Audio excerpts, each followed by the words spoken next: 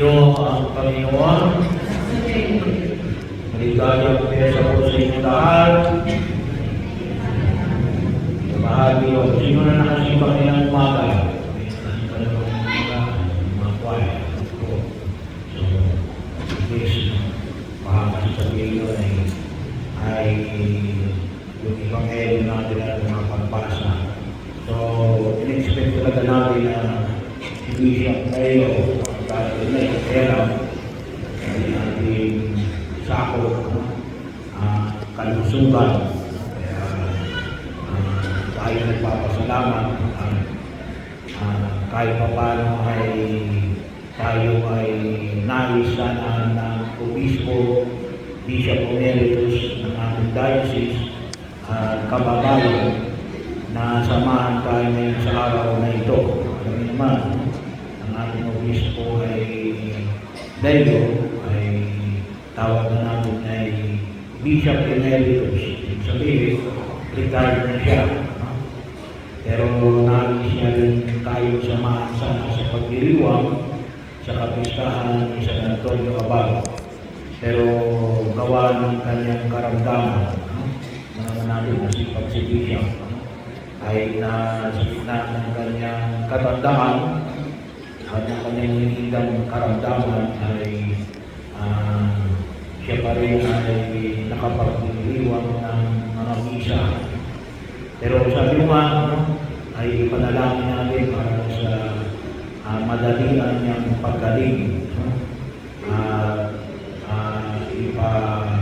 Sabi mo ay akin ang sinabi na isasama natin siya sa ating mga panalangin.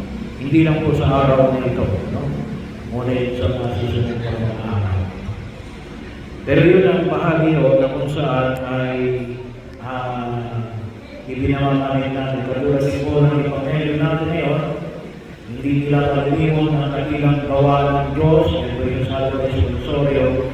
Sa ipanghelyo ay hindi pa kami nakakakita ng ganitong bagay. Yun po yung sabi ng mga tao. Kasi pinadali ni Jesus yung paralitiko sa kanyang karamdaman dahil nakita niya yung pananampalataya. Hindi po yung pananampalataya ng paralitiko. Ngunit yung pananampalataya ng apat na tao na nagdala doon sa paralitiko na nangingis na lumapit kay Jesus. Binuksan nila yung buwong para manihugos yung may sakit sa harapan ni Jesus para siya ay mapagaling sa kanyang karamdaman. At hindi lang siya pinagaling sa kanyang karamdaman, pinatawad ang kanyang mga kasalanan. Kung saan natin po, natin kalimutan yung biyaya na makita ko natin, yung biyaya ng pagliligtas ng Diyos. Sa unang pagbasa, sa unang pagbasa, pinapaalala sa atin sa aklat ng mga Hebreo,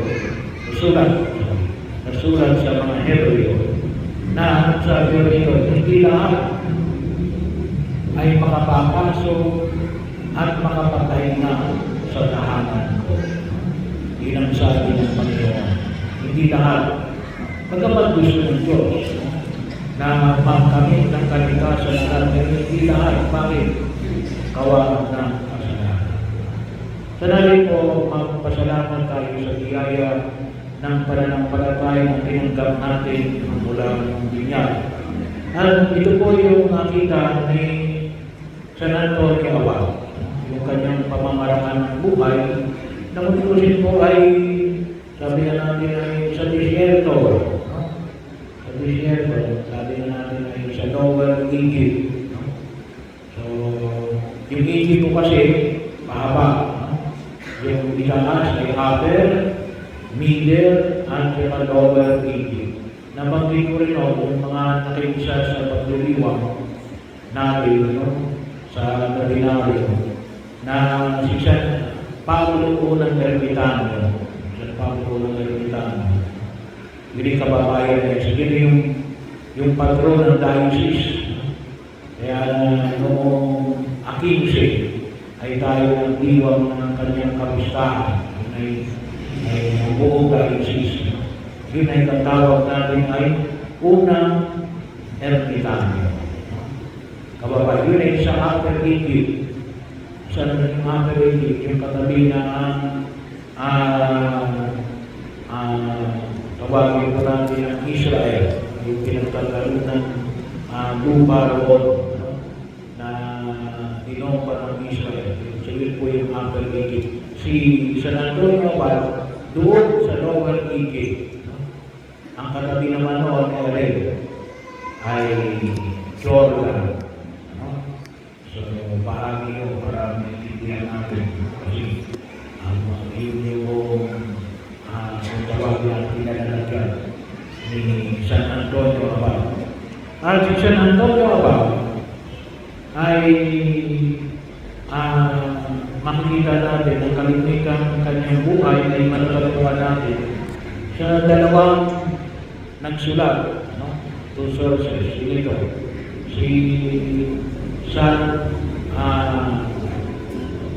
Jerome at si San Anacleto, bahagi ho ng kanilang mga isinulat. Ipinamanig dito na rin na si San Antonio Abad ay isang binata na ipinagbili niyang lahat ng kanyang ari-arian at pumunta sa disyerto para doon magandog ng kanyang sarili sa Diyos sa panalangin. Sa panalangin. Yung katupas natin ngayon, kasi yung 2nd century, year 100. So, katupas natin ngayon ay yung mga tinatawag natin mga monge at mga mongha.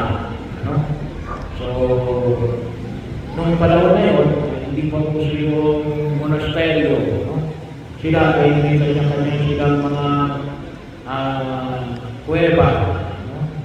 At kalimitan pa lang kayo yung mga kuweba, yung kalimitan, sabi na natin ay yun ang kalimitan pinagbibigan. Kaya mas Jesus, yan ay inibigin sa kuweba. Yun yung practice doon sa tinatawag natin Middle East o East Asia. So, pero yun yung buhay ni San Antonio Abad na naghandog ng kanyang sarili sa panalangin. Ang kalimitan, ano yung makikita natin ang mo sa kanya, sangayon sa isinulat sa kanya yun. Anastasio pa lang, kung di makakakamuli, sinulat sa kanya, ay ang kanyang pakipaglaban sa demonyo sa disyerto. Katulad na Jesus, kung yung maalala, hanapin na naman tayo sa panahon ng Quaresma, na si Jesus ay inukso ng demonyo sa disyerto. So si San Antonio Abad, yun din. Pero sabi nga natin, kung isa, may kaisipan tayo na dito na lang ako para walang tukso. Hindi yun. Yung demonyo kahit saan, tutuksonin tayo. Kasi siya, wala ka na nakikita ko. Pero nakutukso pa rin yung demonyo. At yun yung pagkipaglaban. Kasi gusto ng demonyo na huwag na siyang magandog ng kanyang sarili sa Diyos. Bumalik na siya doon sa sila ay mamuhay na lamang ng mga mundong pamumuhay. Iwanan na yung panalangin. Iwanan na yung pag-aantog ng sarili sa Diyos. Pero yun ang isa ko sa mga maliwanag na ipinakita ni San Antonio Abad. Ano ba yung nakita natin ni San Antonio Abad? Ay yung kakibat din natin siya ay tinuturing na sabi na natin nag-aalaga ng mga hayop. Nakita naman dyan, sa mga ingis, may baboy. May mga, kung tawagin natin ay ay domesticated animals. No? Yun ang kanyang alaga. Kaya sana po yung mga nagkahayop, no? Mga trabaho ay hayop sa hayop, hindi mo kahayupan, no? Hindi yung mga nag-aalaga ng hayop, trabaho, pwede ko natin gawin patron si San Antonio Abad. At yun po naman ay makita natin na kasi sinimulan niyang i-grupo, no? Yung mga Ermitano nung panahon na yun. Kaya kinakailangan i-domesticate, kinakailangan alagaan yung mga hayop para pagkain na yun ng mga Ermitano. No? So, kinakailangan mag-alaga para mayroon sila ikaw ang buhay kahit na sila yung nagkahandog ng panahon sa harapan ng Diyos. So, at kang sangayon naman kay St. Jerome, sa sulat na kanyang isinulat niya kung tutusin ay tungkol kay San Pablo ng Ermitano. Sabi mo nga, magkababayan at halos magkakapanahon. Na isinul sa sulat na kanyang sinulat ay buhay ni San Antonio, ni San Pablo unang Ermitano. Doon sa kanyang sulat na ipinakita na rin, dinadaw siya ni San Antonio Abad. At doon din nakalagay na rin na si San Antonio Abad ang naglibing kay San Pablo unang Ermitano. At kasama doon ay din, nung kasama niya naglibing ay walang iba kundi hayop, no? May dalawa pang leon, no? Na kasama ni San Antonio Abad. Pero yun yung kanyang bahagi yun ng pag-ibig na makita natin na inilaan niya ang kanyang sarili sa panalangin at sa pangalaga ng mga kapwa Ermitano para hindi na makapaglingkod sa Diyos. Pero sabi, ano yung hamon natin na makita natin? Na nawa ay maging bahagi na natin paninilay para po sa araw na ito na ipinapamanhin ko sa atin natin. Yung kagalingan ng katawan ay kaakibat dito sa Ebanghelyo natin pagpapatawad ng mga kasalanan. Napakahalaga po yung pagiging natin ng kapatawaran ng kasalanan. Lalo-lalo na ho sa pamamagitan ng mga sakramento. Pakinabangan natin yung sakramento ng kumpisal, yung sakramento ng pagkapahin ng langis sa mga kasakit, yung kalimitan ng binibigyan natin ng pansin. So, kaya po, iibigin yung paghahanda natin. Huwag kayong mahiya na magpapahin ng santuario sa mga may sakit. Alisin mo yung lumang paniniwala na kapag nagpatawag kayo ng pari, mamamatay. No? Yung may sakit, magpatawag man kayo ng pari o hindi. No? Kapag oras mo na. No? Pero may maganda kapag nagpatawag ka ng pari, no? Ay nakapag-umisal. No? Nakahingi ng kapatawaran sa harapan ng Diyos. At isa ho magandang kumisan, kaya po tayo nagtitinda ng mga karamdaman. Ay gawa po na hindi tayo nakapagpapatawag at hindi tayo nakahingi ng tawag sa Diyos. Sino yung pwedeng pahiran ng santuario? Yung po mga tinatawag natin terminally ill. No?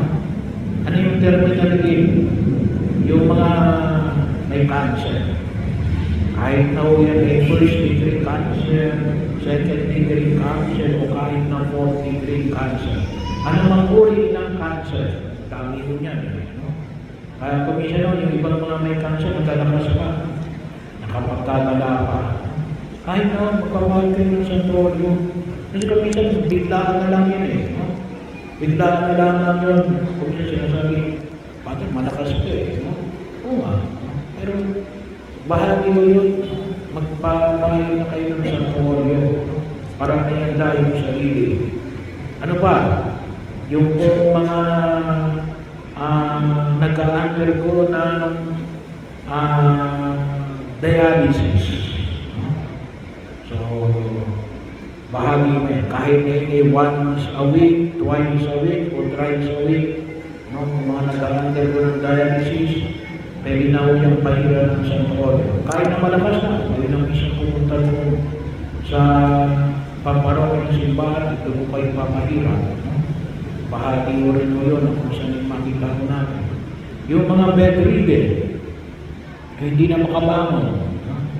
Yung iba naman na pwede pa naman makabangon, kaya lang hindi na kaya tumayo, no? Ng matagal. Kasi kapag tayo nag-iisa, tumatayo ng matagal. Hindi na rin kaya makatagal na nakaupo. No? So, pwede na rin yung pagpapahin ng santuario sa mga may karamdaman. No? So, bahagi yun na kung saan ay makita mo natin.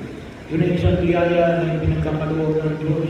Pagpapatawad ng mga kasalanan. At, isa po yun, napapanatag yung aking kalooban kapag tayo po ay nakahingi ng tawad sa Diyos. At kapag tayo ay nakapagpapatawad sa ating kapwa. Kaya po minsan, yung tayo minsan nagkakaroon ng karamdaman ng pagkakawa. Kasi bakit? Kasi minsan, we are also spiritually. Hindi na ho bali we are physically sick. Pero sana tayo ay spiritually ill. At yun po yung dulot ng ating Panginoon sa Kristo. Ang pagkawatawad sa mga kasalanan. Kaya sa Ebanghelyo, ano yung pinakita ni Jesus? Pinatawad ko yan ang kasalanan. Bakit? Nakalalakad na eh. Dati ay nakahiga. Ibinuhos pa nga dito kasi hindi makalapit ng kanyang mga kaibigan. Pero ngayon, magaling na. Bakit? Kasi pinatawad ko na siya sa kanyang mga kasalanan. Hindi yung biyaya na nagdulot kay San Antonio Abad na naglaan ang kanyang sarili sa disyerto para manalangin. For the salvation and for the forgiveness of sin. Yun ang inialay niya sa mga tao ng kapanahunan niya. At hanggang ngayon ay patuloy na inihahandog para sa bago sa akin. At ito rin mo naman ang maging bahagi ng ating pagtulog sa biyaya ng pinagkaroon ng Diyos sa kamustahan ngayon ni San Antonio. Pero ito naman ang makita natin naman sa dulo ng ating pagkitungo kay San Antonio Abad. Makita natin, no? Hindi lang ang kagalingan ng sakit. Kasi iba, bumalik sa sakit eh. Pero hindi naman nakapakong isa. Magaling yun. Kasi pinagaling ka ng Diyos. Pero nakakalimutan mo yung alin, yung mas mahalagang biyaya. Alin yun? Yung kapatawaran ng kasalanan. Kaya ito sinasabi sa unang pagbasa, hindi lahat ay makapapasok at magpapakapahinga sa tahanan ko. Pero yung dulot ng Jesus, at sana sa tulong niya ang doon ng Abad, makita natin yung ulit, kagalingan ng katawan at kagalingan ng kaluluwa.